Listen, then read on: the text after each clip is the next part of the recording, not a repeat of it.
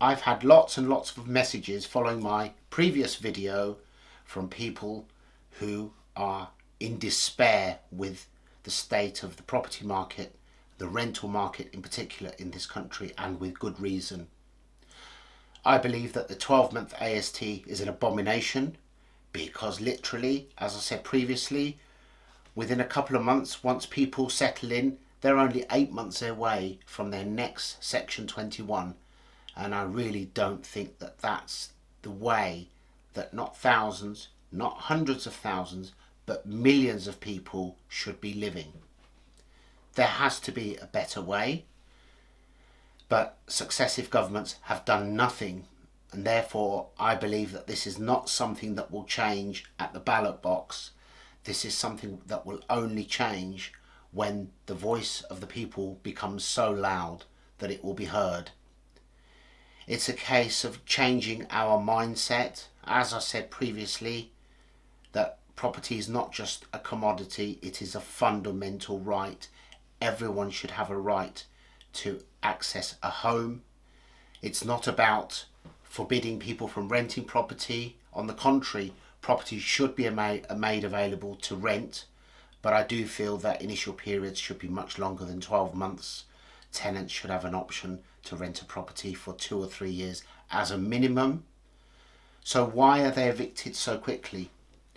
2 reasons. The first being that lenders in this country make it so difficult to finance a property with a tenant in situ that landlords who want to sell normally prefer to, or find it easier, to evict the tenants to sell the property.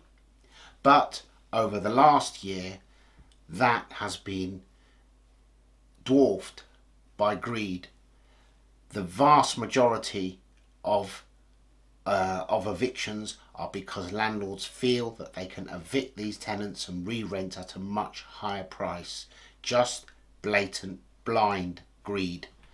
And the government needs to act to ensure that this is not going to continue happening. I know that there's legislation going through Parliament, but at the same time, if the legislation is not working hand in hand with ensuring that there are properties available, that people can rent those properties, that those people can then buy properties and make those properties that they leave available to other people who want to rent, then there's going to be another bottleneck and there'll be problems elsewhere. It's not about forcing private investors or private landlords to exit the market. It is about giving them incentive, once again, as I said previously, to direct their efforts at the hundreds of thousands of derelict and properties that are unfit for use. Then they would be bringing more properties into the market, which would benefit everyone.